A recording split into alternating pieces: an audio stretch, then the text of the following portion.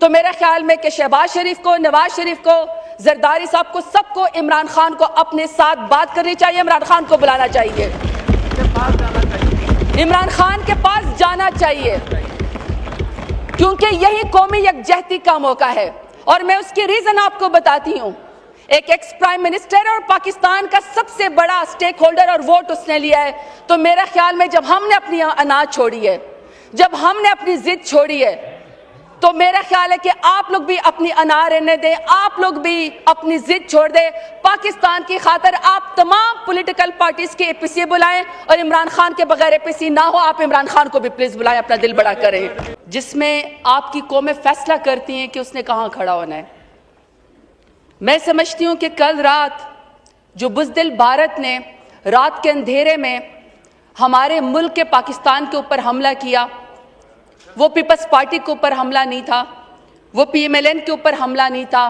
वो जमात इस्लामी या MKM के ऊपर हमला नहीं था, वो PTI के ऊपर या किसी भी सियासी जमात के ऊपर हमला नहीं था। वो हमला था, वो मेरे मुल्क पाकिस्तान के ऊपर हमला था।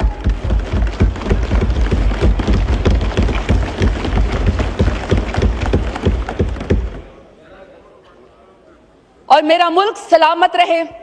मेरे मुल्क का सब हिलाली परचम ऊंचा रहे, मेरा मुल्क सलामत रहे तो सियासत भी होगी, आपस में लड़ाइयाँ भी होगी, किसी बात पे इत्तफाक भी होगा। अगर यहाँ पे शहबाज शरीफ साहब सुन के जाते, क्योंकि उनको कहीं जाना था, तो मैं उनको ये जवाब देती कि 3 साल से जो पाकिस्तान तहरीक इंसाफ के साथ हो रहा है, आज पाकिस्तान तहरीक इंसाफ दिल बड़ा करके सिर्फ पाकिस्तान की खातिर यहाँ पे आज आई हुई है, क्योंकि यह मुल्क हमारा है।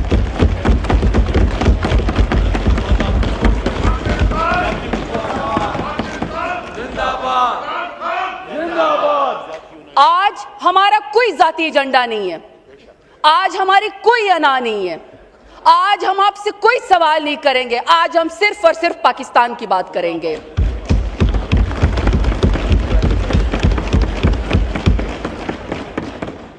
बुज़दिल भारत की ये फितरत है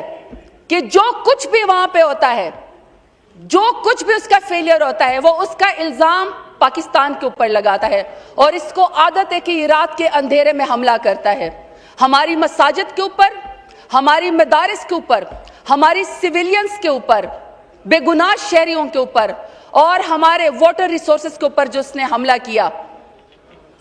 ये दुनिया को हमें बताना पड़ेगा। और स्पीकर साहब, जवाबी कार्रवाई का पाकिस्तान हक रखता है, और जो कल एयर डिफेंस में एयर स्ट्राइक पाकिस्तान की तरफ से हुई, हम उसको शाबाशी भी देते हैं और उसके ऊपर हम फख्र भी करते हैं।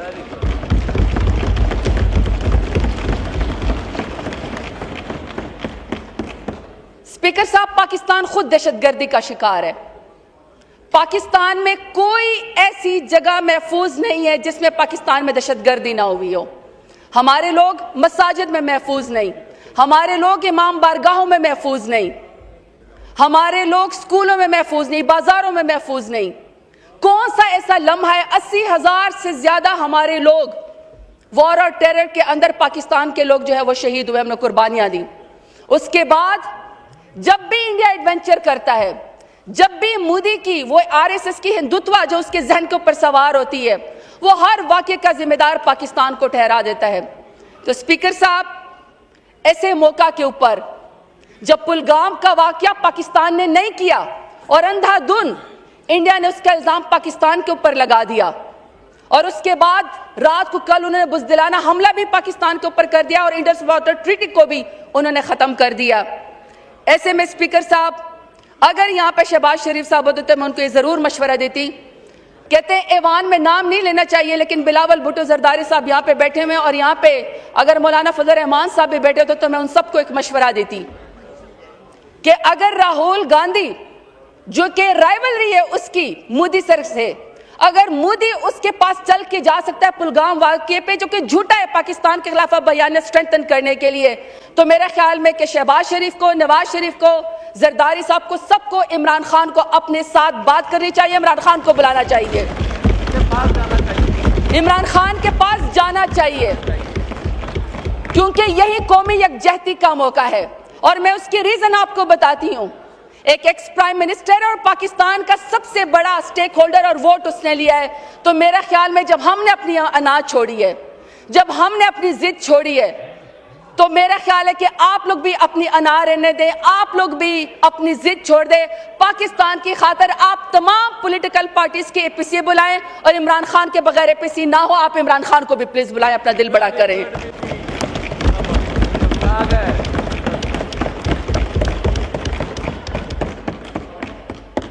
दूसरा, स्पीकर साहब, मेरे यहाँ पे 23 अप्रैल 2024 की मेरी तकरीर मौजूद है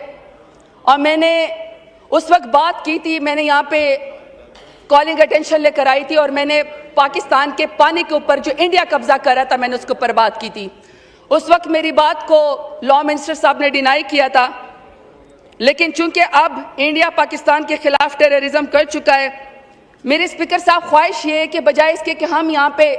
बहुत सारी जज्बाती तकरीरें करें, उससे बेहतर है कि कोई लाएअमल दे। और मेरी ख्वाहिश ये भी थी कि वज़ीर आज़म साहब यहाँ पे क्लियर एंड कट मैसेज देते, हमें बताते कि आगे का अगला हमारा लाएअमल क्या है। मैं समझती हूँ कि पहला पॉइंट हमारा इस वक्त ये होना चाहिए कि हमें अपने डिप्लोमेटिक जितने भी फोरम हैं, इस वक्त मेरे ख्याल में यहाँ पे फॉरेन मिनिस्टर साहब और डिप्टी प्राइम मिनिस्टर साहब बैठे हुए हैं,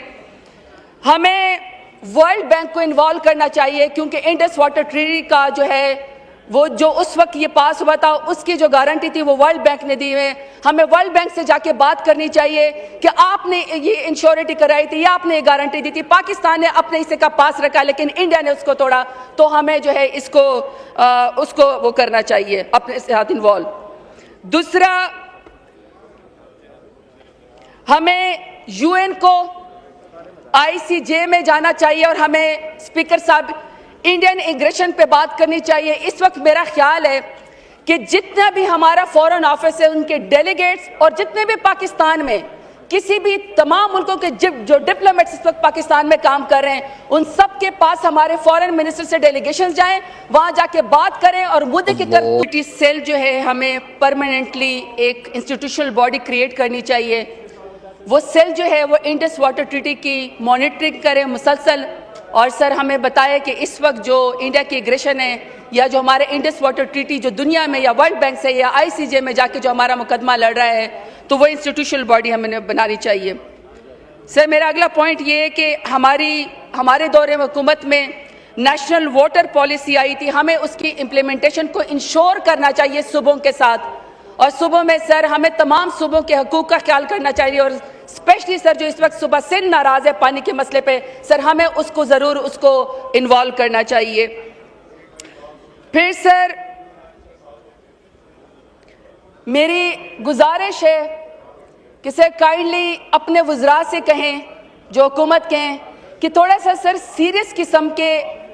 स्टेटमेंट दे, प्रेस कॉन्फ्रेंस करें, क्योंकि हालात इस वक्त ऐसे हैं, पाकिस्तान बहुत मुश्किल दौर से गुजर रहा है। ये ना हो कि सर वज़रा की जो स्टेटमेंट है इस वक्त हुकूमत की, वो इंडियन जो है वो यूएन के अंदर या कहीं पर हमारे खिलाफ ही इस्तेमाल कर लें, तो सर हमें कोई गैर जिम्मेदाराना इस किस्म के जो है सर हमें वो नहीं करने चाहिए। दूसरा सर, हम बिल्कुल सर अपनी तमाम आर्म फोर्सेस के साथ खड़े हैं, और जब सर जिस तरह कल हमारे एयर डिफेंस ने जिस तरीके से हमारी डिफेंस को सर अश्योर कराया, हमें उसके ऊपर फ़ख्र है कि, लेकिन सर ये पहला दिन है सर, ये जो जंग होती है ये बड़ी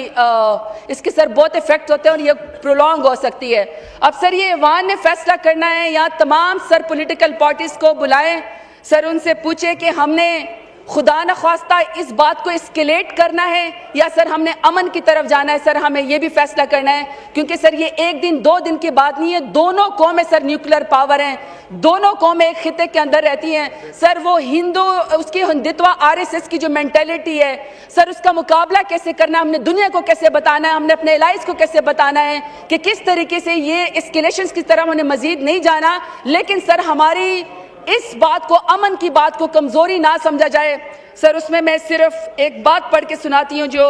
मेरे लीडर इमरान खान ने यूनाइटेड नेशंस में बात की थी। मेरी सर ख्वाहिश है कि इसी तरीके से हमारे प्राइम मिनिस्टर साहब भी आके में क्लियर बात करते हैं। सर खान साहब ने कहा था,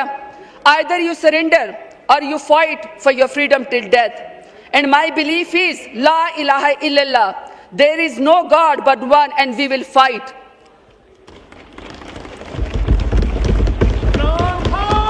इमरान खान बहुत शुक्रिया स्पीकर साहब। पाकिस्तान जिंदाबाद, पाकिस्तान जिंदाबाद, पाकिस्तान